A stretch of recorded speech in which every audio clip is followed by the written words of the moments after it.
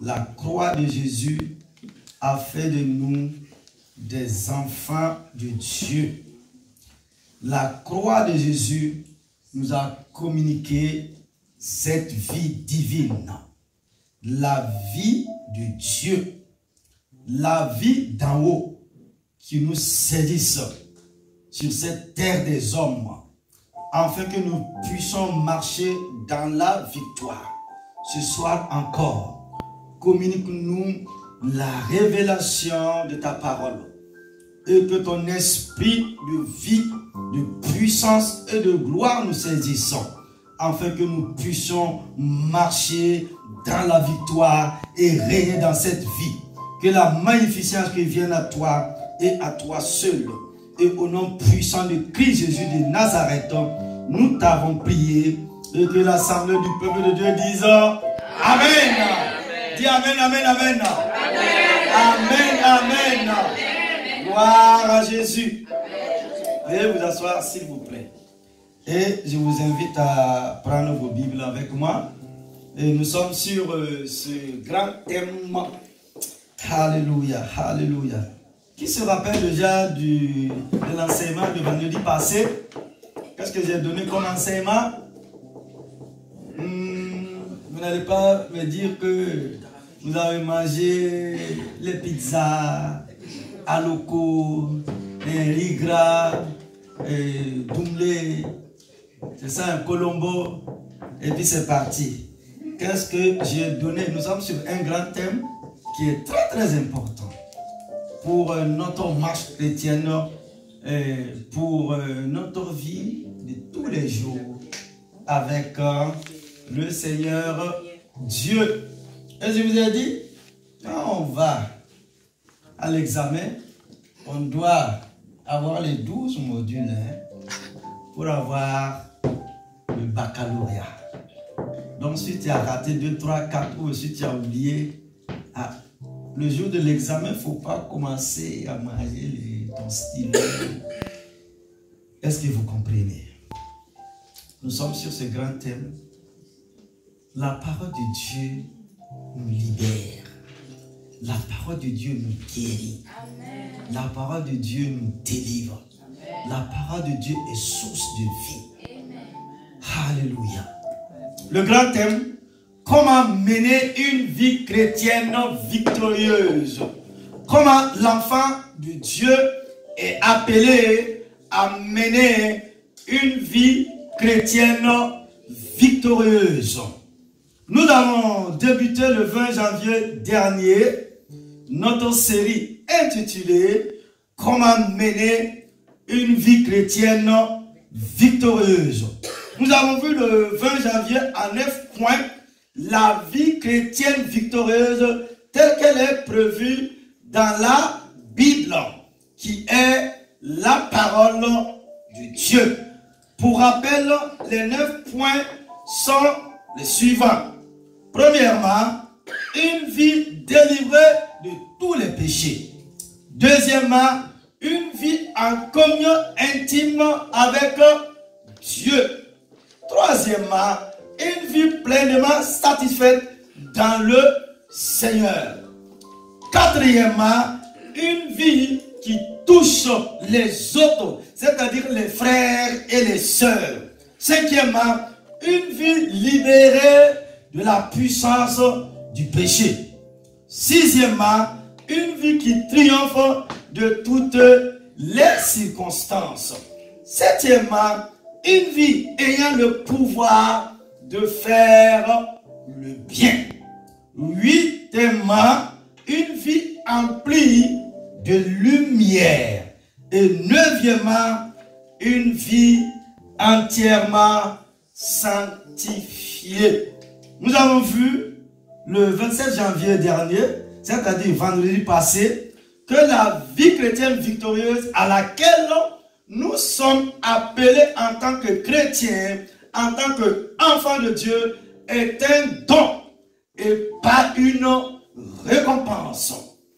En effet, la vie de vainqueur est quelque chose qu'on obtient et non pas quelque chose que l'on atteint. c'est un fait. Que signifie obtenir quelque chose? Obtenir signifie acquérir quelque chose. Maintenant, je vous pose une autre question, Église. Que signifie atteindre?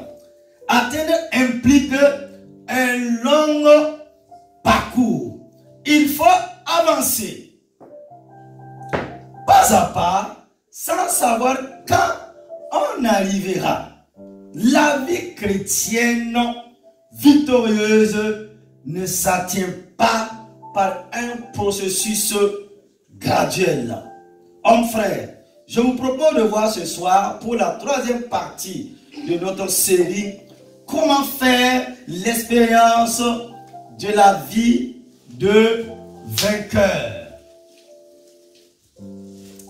Le titre de l'enseignement de cette soirée, faire l'expérience de la vie de vainqueur. Troisième partie. Et comme texte biblique de référence, nous lisons dans la lettre de l'apôtre Paul aux Galates. Galates au chapitre 2, verset 20, où l'apôtre dit: j'ai été crucifié avec Christ. Ce n'est plus moi qui vis, c'est Christ qui vit en moi. Et ce que je vis maintenant dans mon corps, je le vis dans la foi du Fils de Dieu qui m'a aimé et qui s'est donné lui-même pour moi. Je lis dans une autre version de la Bible. Galates 2, 20. Là, il dit, j'ai été crucifié avec Christ. Donc, Paul nous dit ici, lui, Paul, a été crucifié avec Christ. Ce n'est plus moi, Paul, qui vit. C'est Christ qui vit en moi. Et ce que je vis maintenant dans mon corps, je le vis dans la foi au Fils de Dieu qui m'a aimé et qui s'est donné lui-même pour moi. Oh, alléluia. Quelle belle parole. Que la gloire revienne à l'Éternel Dieu des armées. Nous savons que la vie de vainqueur est Christ. Le Christ qui vit en nous.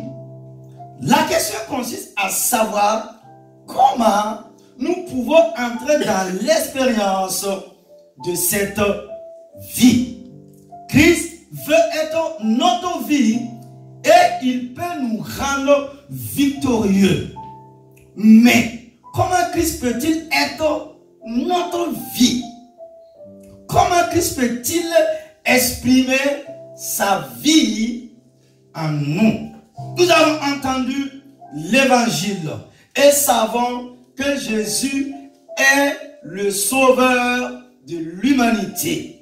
Mais comment le considérons-nous en tant que notre sauveur? Nous connaissons le salut de la croix. Mais comment pouvons-nous être associés au salut de la croix? Dans ce message, nous débattrons la question suivante. Comment être unis à Christ? Et ce que nous devrons faire avant que Christ puisse devenir notre vie et vivre en nous. Ce verset contient une expression merveilleuse. Ce n'est plus moi qui vis, mais Christ qui vit en moi. Nous pouvons dire que ce n'est plus moi, mais Christ. Qu'est-ce que signifie plus moi, mais Christ? Ces quatre mots représentent la victoire. Ils évoquent la vie de vainqueur dont nous avons parlé au cours des deux derniers enseignements. La vie de vainqueur est simple. Plus moi, premièrement. Et deuxièmement, mais Christ. C'est cela la vie du vainqueur. Aussi longtemps que ce n'est plus moi, et aussi longtemps que c'est Christ, il y a la victoire. Plus moi, plus mais Christ égale la victoire. Et tous les problèmes sont résolus. Oh, alléluia. La vie de vainqueur signifie plus moi, mais Christ. Église, peuple de Dieu, écoutez-moi bien ce soir. La vie de vainqueur signifie plus moi, mais Christ Jésus. Mais certaines questions se posent encore. Comment un chrétien, comment un enfant de Dieu peut-il ne plus être lui-même, mais Christ? Voilà une autre question encore. Comment peut-on obtenir une telle vie? Quel chemin devrait-on emprunter afin d'arriver à ne plus être soi-même, mais Christ? C'est pourquoi il nous faut étudier attentivement Galates au chapitre 2, verset 20. Nous devons considérer le point de départ de l'expérience de Paul. Ce qui l'a conduit à dire, ce n'est plus moi, mais Christ. Quand nous aurons vu cela, nous pourrons emprunter le même chemin. Et finalement, nous dirons aussi, ce n'est plus moi, Israël, qui vit, mais c'est Christ Jésus de Nazareth qui vit en moi. Donc, il nous faut suivre le même chemin que l'apôtre Paul. Et c'est ce que je vous propose de voir en 4 points, Église, peuple de Dieu. Premièrement, comprendre comment ne plus être moi, mais Christ. Comprendre comment ne plus être moi, mais Christ. Paul nous dit ici, waouh. Écoute-moi, Église. Homme frère, écoutez. Paul n'a pas mangé avec Jésus. Vous êtes d'accord avec moi? Paul n'a pas dormi avec Jésus. Paul n'a pas cherché les démons avec Jésus. L'apôtre Paul, l'apôtre de tous les temps, n'a pas vu Jésus opérer des miracles. Mais il s'arrête et il dit à l'église de Galates, je suis crucifié. Ce Paul même n'a pas vu Jésus quand il est allé à la croix, ma soeur. Non, cet homme était l'ennemi numéro 1 de l'église de Jésus-Christ. C'est-à-dire qu'il était l'ennemi de Christ Jésus de Nazareth. Il s'arrête et dit, je suis crucifié avec Christ. Et ce n'est plus moi qui vis, mais Christ qui vit en moi. Mon frère, ma soeur, je vous pose cette question. Comment Paul a-t-il atteint le stade où il pouvait dire, ce n'est plus moi, mais Christ? C'est une parole qui nous est très familière. Je suis crucifié avec Christ. Et ce n'est plus moi qui vis. Le moi, notre moi, le moi est éliminé. Il est sur la croix. Le moi est mort. Le moi, M-O-I, il est mort à la croix. C'est pourquoi, Église, mon frère, ma soeur, je peux dire, nous pouvons dire que ce n'est plus moi, ce n'est plus nous, mais c'est l'homme de la croix. Oh, alléluia. Christ lui-même est mort sur la croix. Et Dieu nous a inclus dans sa mort. Cela nous est à tous familier. Cependant, tandis qu'il est vrai que Dieu nous a crucifiés, que devons-nous faire et par quel processus devrons-nous passer avant de pouvoir affirmer que nous sommes crucifiés avec Christ? Dans le passé, nous avons considéré ce que Dieu avait fait pour nous, mais nous n'avons pas vu où était notre responsabilité. Nous avons vu que Dieu nous avait crucifiés, mais nous ne savons pas comment considérer notre propre crucifixion. Quelle responsabilité portons-nous dans notre crucifixion avec Christ. Pourquoi Dieu a-t-il voulu nous crucifier avec le Seigneur Jésus? Voici la question. Pour mieux comprendre ce point, nous pouvons illustrer par cette histoire. Un voleur fut déclaré coupable devant un juge. Comme le crime n'était pas trop sérieux, il ne fut condamné qu'à 10 ans de prison. Un autre voleur fut aussi déclaré coupable. Et le juge le condamna à être exécuté. Sinon, à passer par la guillotine. Pam!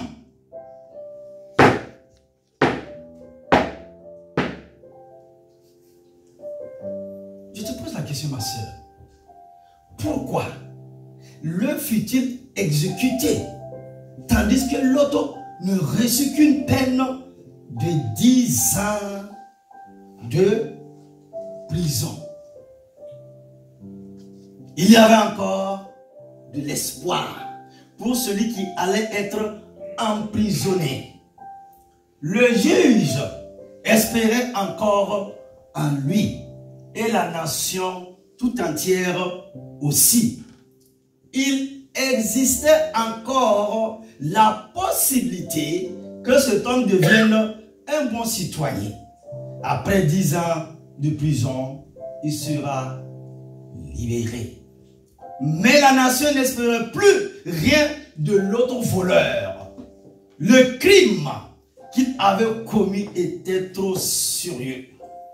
La nation n'avait pas besoin d'une telle personne. Et la seule façon de traiter le problème était d'exécuter cet homme. Et nous arrivons au deuxième point. Accepter l'évaluation de Dieu. Comment Dieu nous voit-il?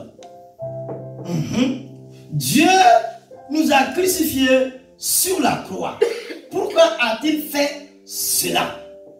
Cela peut ne pas être un compliment, mais c'est la vérité.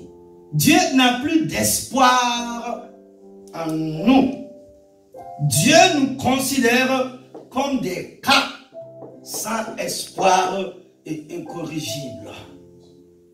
La chair est corrompue du plus haut point et il n'y a pour elle d'autre issue que la mort. L'œuvre du Seigneur Jésus ne changea pas notre chair. La puissance de Dieu ne peut changer notre chair. Et le Saint-Esprit ne peut changer notre chair. Lire la Bible et prier ne peuvent changer notre chair. Ce qui est né de la chair est chair. Il n'y a pas d'espoir. Et la chair ne peut jamais changer. Dieu considère que la mort est la juste destinée de la chair. Dieu a perdu espoir en nous. C'est pourquoi il nous a inclus dans la crucifixion de Christ. Nous sommes sans espoir. La seule solution est la mort. Par conséquent, la première chose que Dieu exige d'un chrétien après sa conversion est le baptême. Pourquoi? Par le baptême, une personne déclare que Dieu a abandonné tout espoir en elle et l'a crucifiée. De nombreux chrétiens, de nombreux croyants ont oublié ce qu'ils ont fait au moment du baptême. Et beaucoup ont oublié l'opinion que Dieu a de nous. Comment Dieu nous voit-il? Il juge que nous devrons mourir. Nous ne méritons que la mort. Il n'y a pas d'autre chemin. il est inutile d'essayer de réparer ou de corriger. Il n'y a pas de possibilité de progrès. Et nous ne pouvons pas changer. Nous sommes complètement inutiles.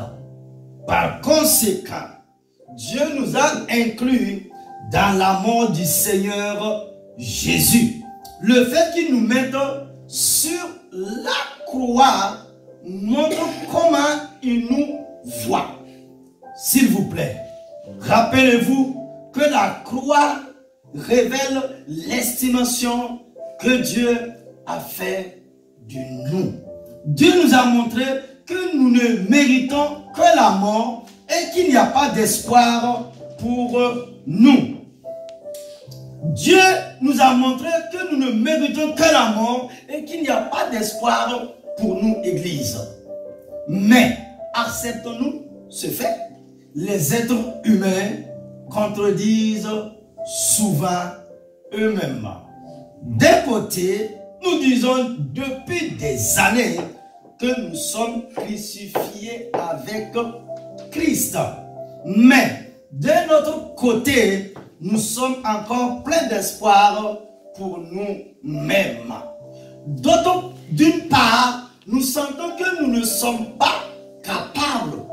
Et d'autre part, nous espérons pouvoir le devenir. Nous trébuchons et échouons sans cesse. Et cependant, nous espérons toujours vaincre. Alléluia. Je vous pose cette question encore, Église, peuple de Dieu. Que signifie être crucifié avec Christ?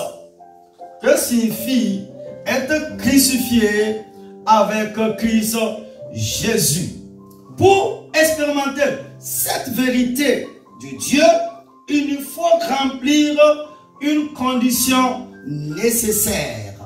Nous devons dire à Dieu, sinon à Papa bon Dieu, sinon à l'éternel Dieu, tu as perdu espoir en moi. Et j'ai aussi perdu espoir en moi-même. Tu me considères comme étant un cas sans espoir. Et moi aussi, je me vois ainsi. Tu penses que je mérite la mort et je le pense aussi. Tu me juges impuissant, bon à rien. Et moi aussi, je me vois ainsi. Il nous faut sans cesse nous tenir sur ce terrain.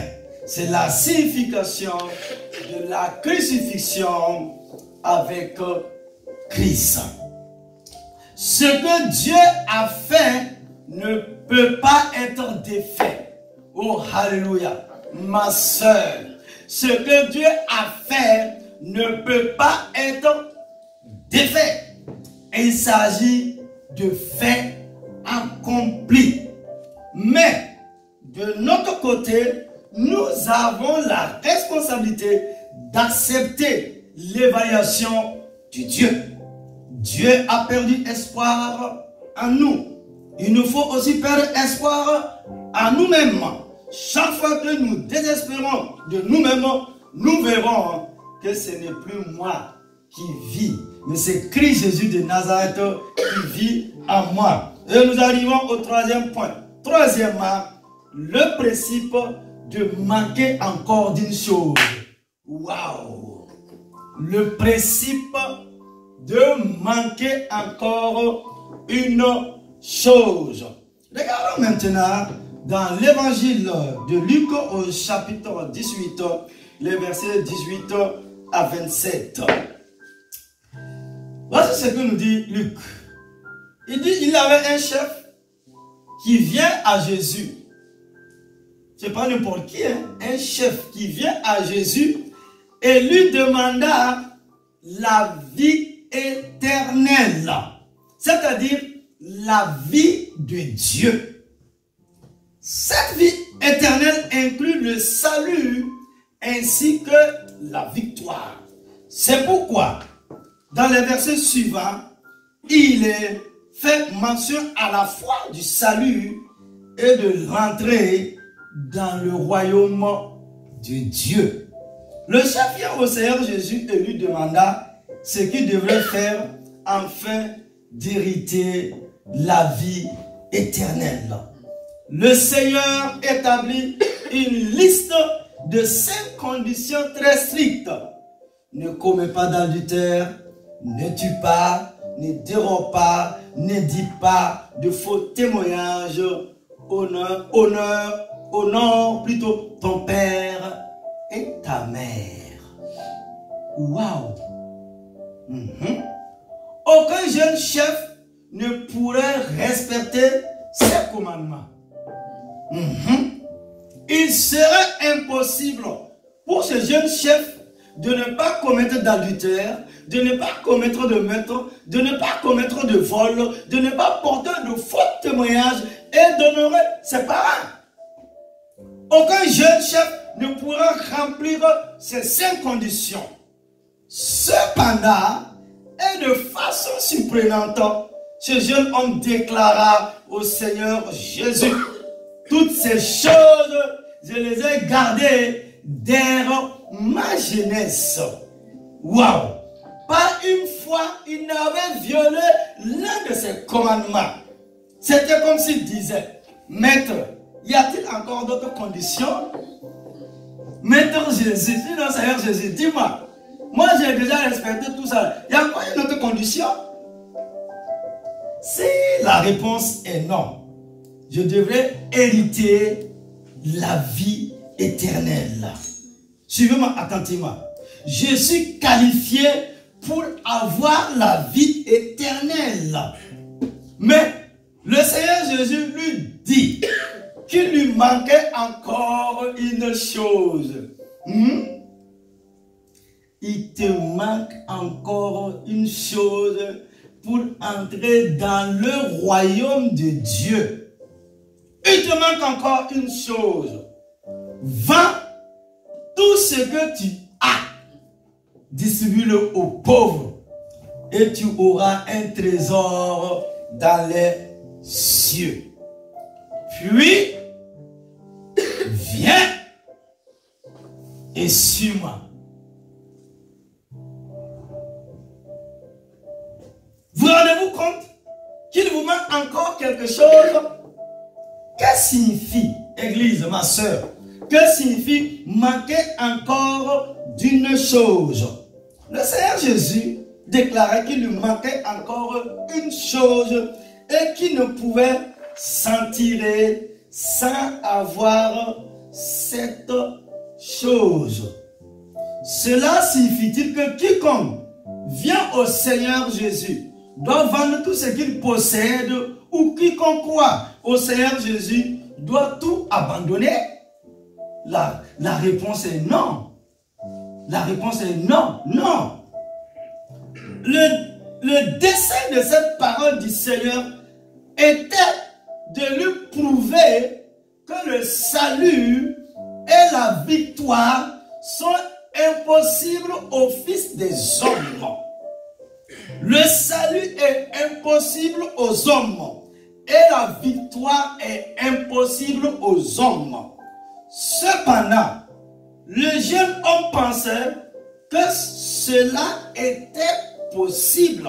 C'est pourquoi le Seigneur posa une autre condition. Il déclara: en effet, puisque tu dis que tu peux remplir ces 5 conditions, je vais t'en dicter une autre. Lorsque le jeune chef se rendit compte qu'il ne pouvait remplir les conditions du Seigneur, il devient très triste et s'en alla. Si vous tentez d'être sauvé, ou si vous tentez de vaincre, Dieu placera souvent une chose devant vous. Nous Nous pouvons vaincre de nombreuses autres choses. Mais nous ne pouvons vaincre cette chose-là. C'est le principe de Luc au chapitre 18. Il nous manque encore une chose. Dieu nous prouve que nous ne sommes pas capables et nous serons finalement obligés de l'admettre. Le Seigneur peut nous permettre de devenir capables dans un certain domaine. Mais il nous montrera qu'il nous manque encore une chose. Il doit nous montrer qu'il y a au moins une chose que nous sommes incapables de faire. Pour nous conduire à la victoire, Dieu doit d'abord nous montrer notre incapacité. La victoire est un don de Christ. Nous ne pouvons vaincre par nous-mêmes. Par conséquent, Dieu laisse une ou deux choses qui nous est impossible de vaincre. Il essaie de nous montrer qu'il nous manque encore une chose. Et nous arrivons à notre quatrième point. Quatrièmement, le premier pas vers la victoire. Se rendre compte que nous ne sommes pas capables. Quatrièmement, le premier pas vers la victoire, se rendre compte que nous ne sommes pas capables. Hommes frères, pour vaincre, il faut manquer d'une chose. Vous pouvez penser avoir raison dans tel ou tel domaine. Et il vous faut connaître votre faiblesse spécifique. Cela servira à démontrer qu'il vous faut vaincre. Pour certains, c'est la fierté. Pour d'autres, c'est la jalousie. Pour d'autres encore, c'est la crédulité. Le moindre changement les affecte. Pour certains, ce sont les pensées impures. Pour d'autres, c'est la loquacité, c'est-à-dire la tendance à parler beaucoup. On est au compteur des cancans. C'est ça la loquacité. La tendance à parler beaucoup. Pourtant, ma Bible me dit dans le livre de Proverbes que celui qui parle beaucoup ne va pas le pécher. Il pêche. Donc, il nous manque une chose. Jésus a raison. Pour d'autres encore, c'est la migradise, c'est-à-dire la délicatesse à l'excès. Certains aiment parler derrière le dos des autres et colporter des ragots. Certains sont incapables de contrôler leur corps. Il y a toujours une chose qu'une personne ne peut vaincre. Chaque personne a sa faiblesse spécifique. Et elle doit demander à Dieu de l'éclairer et de lui montrer sa faiblesse. Et c'est le début, et c'est le chemin de la délivrance totale dans la vie de chrétien, dans la vie de l'enfant de Dieu. Chaque personne a au moins une chose qu'elle ne peut vaincre. Pour certaines personnes, il peut s'agir de plus d'une chose. Et il vous faut trouver la chose même que vous ne pouvez vaincre. Une fois que vous apercevez que vous êtes incapable, vous verrez que Dieu est capable. Amen. Si vous ne voyez pas votre propre faiblesse, vous ne verrez pas la puissance de Christ Jésus de Nazareth. C'est un principe général. C'est aussi un principe de la plus haute importance. Quand nous déclarons que le Seigneur Jésus a été crucifié pour nous, il est très facile d'oublier que ce même principe est à l'œuvre en même temps. Dieu sait que vous êtes impuissant. Et Dieu sait que je suis impuissant. Il sait que rien de bon n'est issu de la chair. Il sait cela depuis longtemps. Mais nous ne le savons pas. Par conséquent, nous continuons d'espérer et de faire de notre mieux pour plaire à l'Éternel Dieu des armées. Ce n'est plus moi qui vit, mais c'est Jésus qui vit en moi. Et si Jésus vit en moi, je suis appelé à manifester la vie divine. Est-ce que vous voyez? Je suis appelé à manifester la puissance de Dieu. Je suis appelé à manifester l'onction du Dieu Tout-Puissant. Et nous ne devrons pas être comme ce jeune homme-là. Quand Jésus a dit, il te manque encore une chose. Il avait tellement cette fierté. Il était déjà arrivé. Il a oublié. Tu dois passer, tu passes d'un royaume à un autre. C'est-à-dire le royaume des ténèbres, hein, au royaume de la lumière du Fils du Dieu vivant.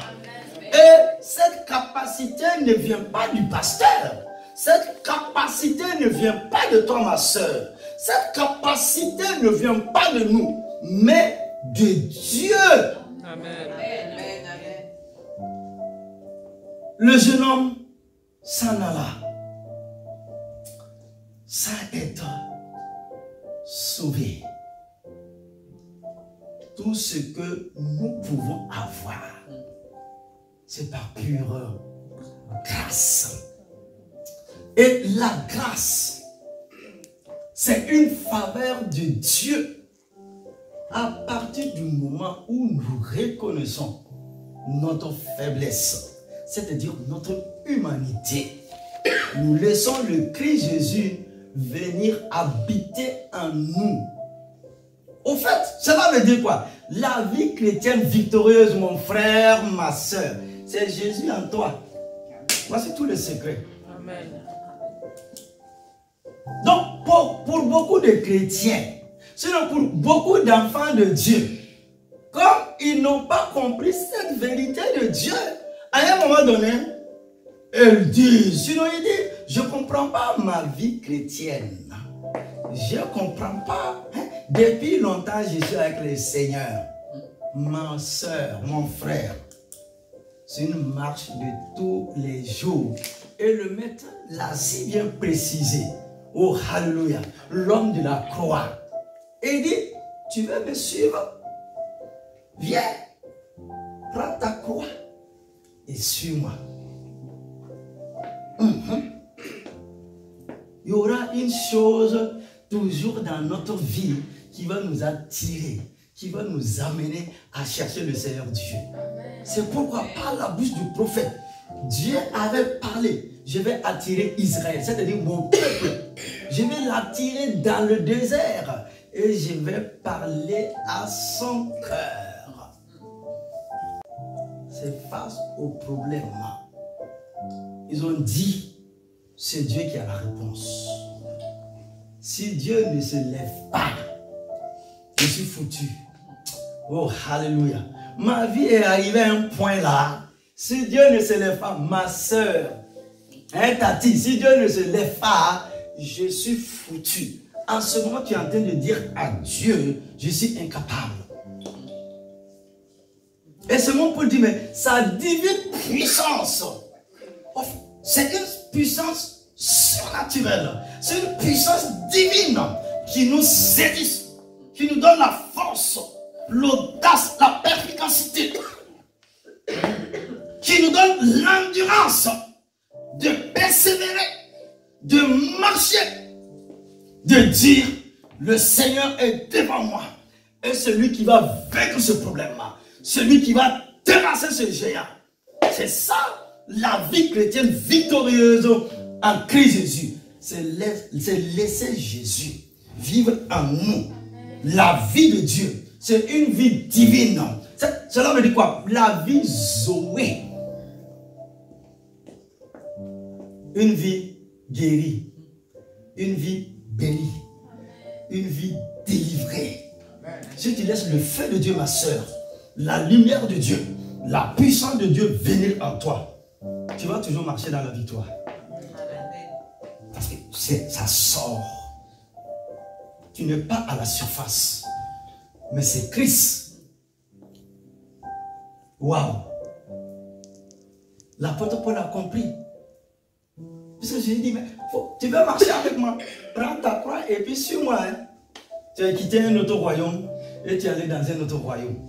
Et voici les principes de la vie victorieuse en Christ Jésus. C'est ça qui fait de nous des chrétiens. C'est ça qui fait de nous des enfants de Dieu. Tous ceux et tous ceux qu'on a appelés les héros de la foi. C'est ça ce qu'ils ont rencontré comme problème. Est-ce qu'ils ont baissé les bras? Tu sais ce qu'ils ont rencontré comme difficulté?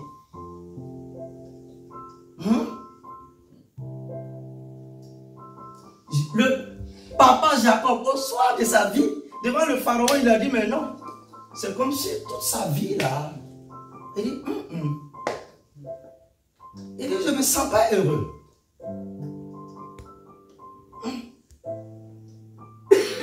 Il faut que nous retournons à la parole de Dieu.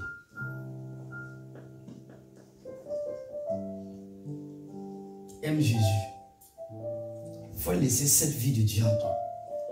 Si Jésus vit en toi, l'onction de Dieu, la puissance de Dieu va te conduire à marcher. Même dans la douleur, même dans l'épreuve, même dans la maladie, je suis avec le Seigneur. Je suis avec lui. Oh, alléluia. Si le problème est comme ça là, c'est que la bénédiction est la plus grande. Amen. Nous réalisons que nous sommes incapables. Mais nous avons un Dieu qui est assis sur le trône, qui règne éternellement, qui a autorité, force et puissance. C'est ça la réalité de la vie chrétienne en Christ Jésus de Nazareth. Alléluia, alléluia, alléluia. Conclusion. Ce n'est plus moi qui vis, mais c'est Christ Jésus qui vit en moi.